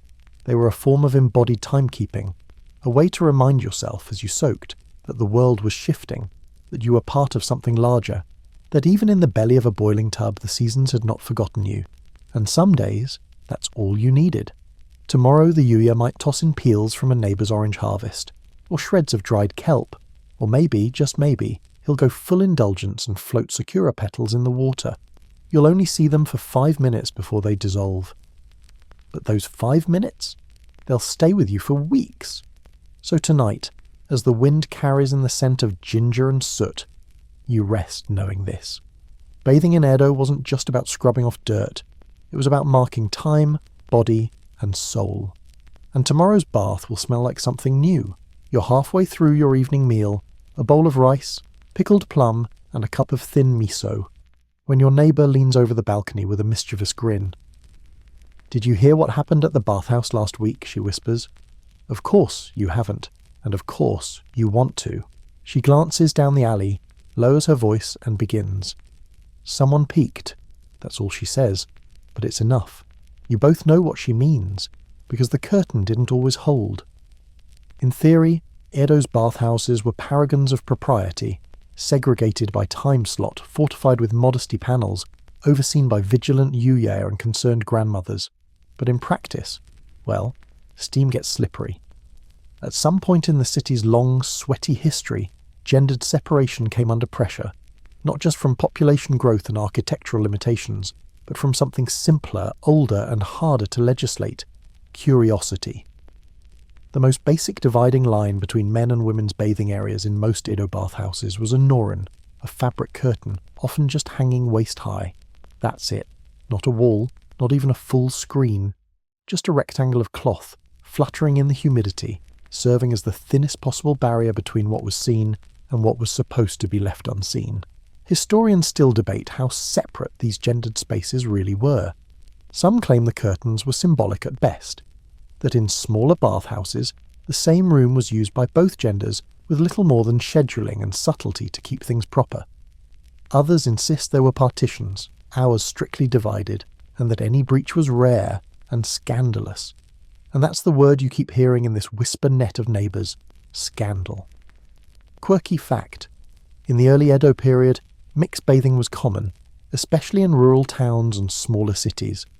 It wasn't even considered inappropriate at first, just practical. But as Confucian ethics tightened their grip and the city grew denser, concerns about modesty and public decency prompted changes. By the mid-1700s, government officials began issuing edicts strongly discouraging co-ed bathing. Yet still, the stories persisted. Stories of curtains accidentally drifting aside in a sudden draft, of bathhouse boys lingering too long near the women's rinse stations, of mismatched scheduling that just so happened to overlap for a few steamy, awkward minutes. And of course, the peeker. Every bathhouse had a tale. A boy caught sneaking a glance through a knothole, a man with bad timing and worse excuses, a curious girl ducking under the norin by accident while chasing her towel. The response was almost always the same: gasps, scolding, a swift escort out, and a lifetime of humiliation. You've seen it once. A young apprentice, maybe 13, clearly dared into mischief by his friends, peered for a moment too long through a crack in the changing screen. The bathhouse mother caught him mid-glance. The sound she made wasn't a yell. It was something quieter and infinitely more terrifying. Every head turned, the room froze, and he was marched out dripping, face redder than the bathwater, never to be seen again. Some say he moved, others say he became a monk, maybe both. And yet, the tension never fully went away.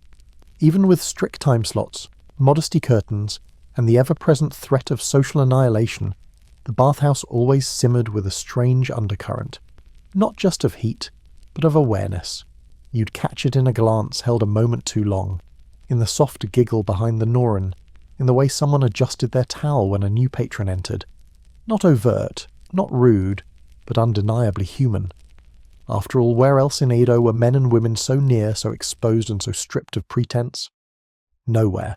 And maybe that's why the rules grew so strict, why the curtains hung lower each decade, why signs were posted, schedules refined, penalties enforced, because behind all the ritual and rules and rhythmic bucket splashing was a truth no amount of cedar steam could hide. We're all aware of each other, even in silence, even through a curtain, even when we pretend not to be. There were also stories, softer ones, of bathhouse romance. Not scandalous, not lewd, just glances exchanged in the changing area, towel folds left artfully undone, a flower slipped into someone's rinse bucket noticed later, smiled at, never returned, no words needed, just steam and a bit of bravery. You think of that now as the wind picks up and stirs the evening lanterns. Somewhere nearby, someone is lighting the furnace for the final bath of the day. A couple walks past, each carrying a bucket, not speaking but keeping pace. Married, maybe, or maybe just familiar enough to know silence can be a kind of closeness. You wonder if the curtain in their bathhouse flutters too, and you wonder, quietly, without scandal, what stories might rise with the steam tonight. You're awakened before dawn the next morning by the soft, persistent clatter of someone hauling firewood. The sound echoes down the alleyway like a gentle drumbeat. Tap, tap, scrape, tap. Another day, another bath. And today, your back aches a little more than usual. Not from lifting sacks of rice or dodging your neighbour's rooster, but from the bath itself. The heat always loosens your muscles at first, but then you feel it. That strange stiffness, that low pulse in your temples. And if you're being honest, your skin hasn't quite stopped tingling since yesterday. Which means it's time to ask a question no one in Edo really wants to ask aloud. What if the bath is making you sick? You hesitate as you fold your towel, glancing out at the bathhouse down the street. The fire's already going. The air is thick with smoke and mist. But something inside you wonders. What happens when you're not feeling well, and they still expect you to bathe? Because in Edo, being unwell wasn't a reason to skip the sento. It was a reason to bathe harder. You have a cough? Take a longer soak. Your joints hurt? Sit closer to the furnace. Headache? Try the mugwort infusion. It'll make you sweat it out. This was the prevailing wisdom. Heat cleansed. Sweat healed. The hotter the water, the stronger the medicine. You were never supposed to avoid the bath. You were supposed to lean into it. Historians still debate the actual health benefits of this belief. Some argue that the intense heat helped relieve minor aches and kill bacteria on the skin, acting as a crude kind of disinfection. Others say it was placebo at best, and in many cases actively dangerous, especially for the elderly or those with fever.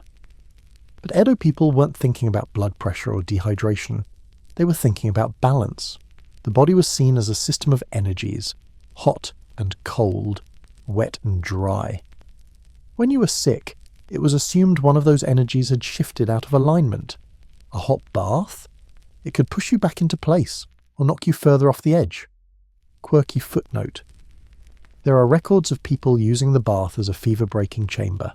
You'd soak until your body couldn't take it anymore, then douse yourself in cool water and shiver under your yukata, hoping the sickness would break like a fevered fever dream. If you were lucky, it worked. If not, well, at least you died clean. You sit down on your steps, rubbing your shoulders. They're tender. You think of the old woman who lives 2 doors down. She still bathes every morning, even in winter, even when her knees don't bend quite right. She claims it keeps her awake on the inside. You believe her. But also, you've seen her fall asleep twice on the rinse bench. The bathhouse is not for the weak. Or maybe it creates the weak, one steamed joint at a time. And yet, skipping it feels unthinkable. Not just for social reasons, but because even when it hurts, the bath provides a kind of reset. Like a ritual your body understands more than your brain. So you go. You walk slowly, towel tucked under your arm, buckets sloshing just slightly with your herbal mix of the day, ginger and salt. Your friend swears by it, says it draws out the bad spirits in your joints. You don't argue. Your knees are starting to believe in spirits too. Inside the bathhouse, the steam hits you like memory. The floorboards creak in familiar ways. A man sneezes softly in the corner. Someone's kid is already getting dunked by a determined grandmother. It's all the same, but also slightly heavier. Because when you're not well, the bath becomes a test of endurance. The water feels hotter than usual. You hesitate, dip a foot. Your heart skips once, not from panic, but from the sudden surge of heat that pulses through your chest. You ease in, sit low, focus your breath, and then you start sweating. Not just a little, not like usual. This is deeper. The kind that makes your fingertips prune faster, that makes your vision go a bit misty around the edges. It's not painful, but it's close. And you wonder, is this healing? Or is it just punishment? You remember stories of people fainting in the bath, slipping underwater, collapsing on the walk home, heart racing, skin blazing. It happened. Not often, but often enough for whispers to float like steam. He stayed in too long, didn't drink enough water, tried to cure a fever with a furnace. Still, you stay, because part of you believes it too, that if you just sweat a little more, breathe a little deeper, let the heat scour every corner of whatever malaise is lurking inside you, you'll come out new.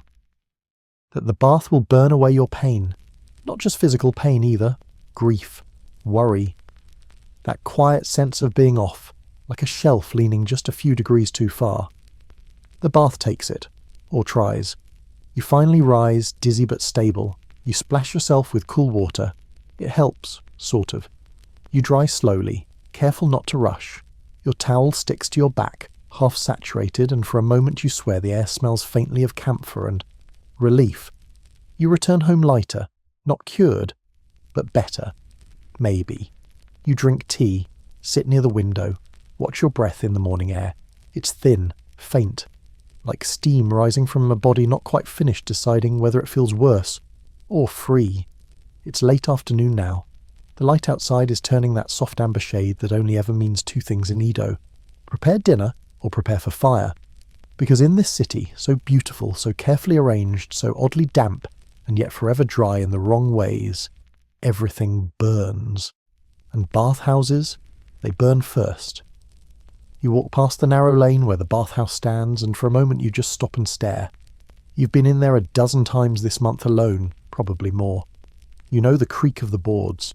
You've memorized the sound of the furnace crackling, the cadence of water splashing, the way your towel sticks to your chest on especially humid mornings. But what you haven't really paid attention to, until now, is the fact that the entire building is made of wood. Bone-dry, sun-aged, resin-rich wood. And the heat, it's not from some carefully sealed boiler, it's from an open fire fed by bundles of pine and cedar, just beneath the bathing tub. You look up. The roof, wood. The walls, wood and paper. The doorframe, wood. The entire bathhouse is basically a kindling sculpture, and it's not alone. Edo was one of the most flammable cities in recorded history.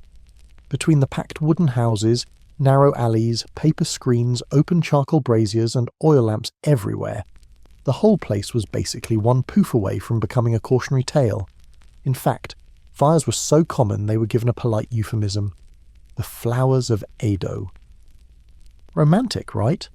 Until you realise that dozens of these flowers bloomed every year, and they took entire blocks with them. Historians still argue about the precise cause of the largest Edo fires. Some blame lightning, others careless cooking. But bathhouses were often the spark. Because their furnaces burned hot, early and long. All it took was one apprentice forgetting to dampen the ashes, or a coal falling from the grate, and suddenly, flames licking the roof, smoke choking the sky, neighbours screaming, buckets flying. Quirky detail. Edo had firefighters, but not like you'd think.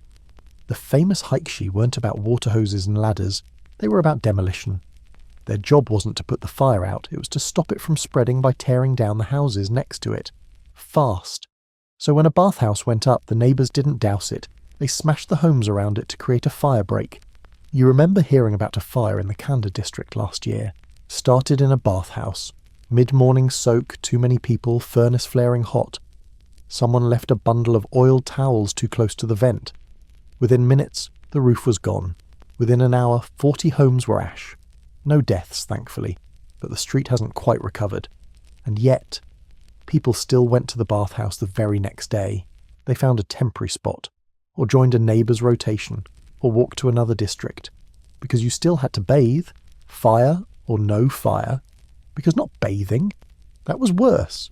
That was suspicious. That was unclean. The bathhouse across from you now, it's one of the older ones. The beams are scorched in one corner from a fire 3 years ago. It didn't collapse though. The Yuya rebuilt it, reinforced the ceiling, replaced the water trough, added new clay tiles to the roof, and then he just reopened, as if nothing had happened.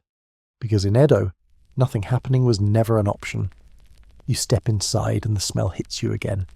Not smoke, not today, but charcoal, still warm, still smouldering just beneath the tub.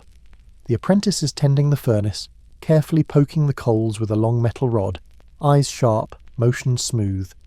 He glances at you, nods. You nod back. No words exchanged. But both of you know this fire is friend and enemy. The very thing that warms your limbs each morning could also consume your entire street. It gives, and it threatens.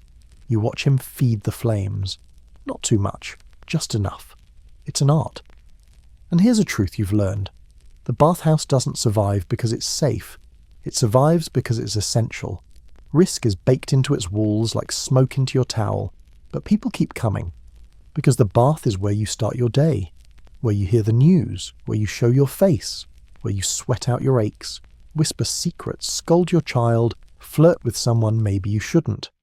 Where your community exists, not in theory, but in flesh and steam. And so, each morning, someone lights a fire under a wooden tub inside a wooden house beside other wooden houses. And every morning the neighbourhood prays just a little. That today is steam, not smoke. You're staggering down the path now, towel clinging to your neck, hair still damp, skin faintly tingling in that way only a 48-degree bath can produce. The scent of cedar and steam still wraps around you like a second robe. But you're not floating home with serene enlightenment. No, you're dizzy, lightheaded and teetering somewhere between mild euphoria and absolute collapse. Welcome to the bathhouse aftermath, a uniquely Edo sensation that's half spiritual cleansing, half physiological ambush. Every step feels like you're walking on tightly packed sand. Your muscles are soft but not weak. Your joints are loose but not lazy. And your vision, slightly fuzzed around the edges. The world looks like it's been run through a damp rice paper filter. It's not just you. This is what happens to everyone who stays a little too long, soaks a little too deep, or forgets to cool down before heading back into the brutal humidity of Edo's streets. It's called uatari, a term that roughly translates to bath-stunned. And it's as common in Edo as miso soup and unsolicited neighbourly judgment. You've seen it before. The wobbly knees, the 1,000-yard stare, the staggered exhale. That moment when someone steps from the warm cocoon of the bathhouse into the shock of open air and realises that, oops, their internal organs might be temporarily soup. Uatari isn't dangerous, not usually, but it's the bath's quiet revenge for disrespecting the sacred cool-down. The moment you try to bolt straight from the tub to the street, without resting, without rehydrating, without chilling out, the bath reminds you who's in charge. Historians still argue over how much of uatari is physical versus psychological. Some claim it's just heat stroke in elegant disguise. Others suggest it's a culturally conditioned response, part ritual, part somatic release. The body letting go of tension all at once, leaving the nervous system flopping around like a fish in shallow water. Quirky footnote. Some Edo bathhouses built dedicated cool-down benches, strategically placed near open windows to catch the breeze. They weren't just for drying off, they were safety zones. One bathhouse even handed out cups of cold barley tea to those who looked particularly woozy. A small act of mercy wrapped in politeness. You didn't sit long enough today. You admit it. You were feeling confident, feeling clean, feeling like you could skip the cool-down bench just this once. And now, you're half drifting, trying to remember if your feet are still attached. But even in this daze, there's something beautiful about it. Your skin glows, literally. The thin sheen of moisture reflects the late sun. Your hair, tied back sloppily, still carries the scent of iris and smoke. Every breeze feels exaggerated, like the wind has become its own language. The city hasn't changed, still noisy, still crowded, still full of carts rattling over cobblestones and someone yelling about fermented radish. But you have changed. The bath has made you new, tender, fragile, yes, but realigned. You walk past a group of elderly women gossiping near a tea stall. One of them nods at you and says, "Too long in the water?" You nod back with the sheepish smile of someone who knows they've overcooked themselves like a daikon slice. They chuckle. One offers you a slice of pickled plum. You accept it with the gratitude of a man given a lifeline. The salt shocks your tongue, grounds you. A trick they all know. A bath without salt afterward is like a play without an audience. Incomplete. You finally make it to your home, ducking under the low eaves. The tatami mat under your feet feels cooler than usual. The walls seem quieter. You sit down, towel draped over your shoulders, bucket placed beside you like a loyal companion, and then you breathe. Not a sigh, not a gasp, just a full, complete inhale. One of those rare, uninterrupted breaths that seems to go all the way down to your spine. You're no longer dizzy, just empty. The good kind. The kind of empty that feels like a clean slate, like you've scraped away the day's irritations, the city's grime, the weight of needing to look like you know what you're doing. You don't. Not really. But you bathed. And that counts for something. Outside you hear a splash. Probably your neighbour's kid tossing out the rinse water. Someone laughs. A dog barks. The city swirls on, unaware of your mild post-bath enlightenment. But you'll carry this feeling for a while. Maybe into dinner, maybe into sleep. Tomorrow it'll be gone, replaced by the ache in your calves, the weight of obligations, the dust, the sweat, the smells. But tomorrow too, there will be another bath, and another chance to rinse the world off your skin. Evening settles over Edo like a thick silk robe. The lanterns blink to life, one by one, casting soft orange halos that shimmer against the sliding paper screens. You sit by the open window, letting the cool breeze dry the last dampness in your collar, the city murmuring like a lullaby around you. And tomorrow, it all begins again, because the bath, it never rests. Already the Yuya is banking the fires. His apprentice is scrubbing the floor with a soaked rag that has cleaned more corners than it cares to remember. Buckets are being drained, rinsed, refilled. The wooden tub, still warm, exhales one final curl of steam into the night like a tired dragon sighing. And in just a few hours before the birds sing, the cycle starts anew. You might not go again tomorrow. Your knees still ache. Your shoulders are sunburned. Your towel smells a bit like roasted radish. But you will go. Because you must. Because in Edo, bathing isn't about desire, it's about duty. About appearing in public as part of the living clockwork of your neighbourhood. You bathe to belong. To be clean, yes, but also to be seen as clean, presentable, accounted for. Even if no one says it, the bath is a checkpoint. A ritual that confirms you're still functioning, still making the effort, still moving forward, even if your progress is measured in tiny steps between the rinse stool and the boiling tub. You think of the others, the quiet man who never speaks but always nods once before he leaves, the older woman who wears her towel like a crown, the boy who shrieks at every splash but keeps coming back, even the Yuya who never smiles but always warms the water just a little more than he needs to. You're all wrapped in the same rhythm, strangers in clothing but familiars in steam. Quirky detail, one final thought. Some bathhouses place small wooden plaques on the wall with the names of their most loyal patrons. Not for status, just acknowledgement. A way of saying this person shows up, day after day. No plaque bears your name, yet. But maybe one day it will. If not on a board, then in a glance. A nod. A towel folded in just the way that says yes, this person understands how hot is too hot. Historians may argue endlessly over Edo's health practices. Was it cleaner than Europe? Was the bath hygienic or merely habitual? Did it prevent disease or just make people feel in control? But for those who lived it, you, here, now, none of that really matters. The bath was a fact of life. You enter the tub and you enter society. Naked but not alone. Clean but never finished. And when you step back out, dizzy and dripping, you carry something invisible with you. A kind of badge, a vaporous shield, proof that you faced the fire and came out glowing. Tomorrow morning the water will scald again. You'll hesitate again. You'll feel every rule pressed down on you again. And still, you'll go. Because in Edo, the bathhouse isn't a place. It's a practice. A rhythm you can't escape. A ritual you wouldn't dare abandon. And somehow, against all logic, you'll crave it again, even if you wouldn't survive it. Now close your eyes. Let the wooden walls fade. Let the buckets dry and the towels fold themselves neatly on the edge of your thoughts. The heat is behind you now. The steam has lifted. And all that remains is the softness left in your limbs, like your body has remembered how to loosen, how to breathe without armour. The sounds of Edo have quieted.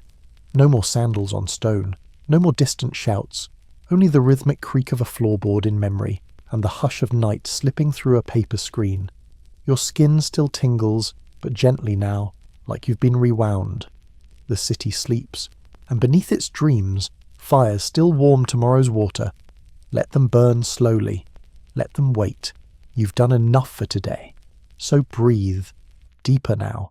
Let your breath rise and fall like steam lifting from the bath.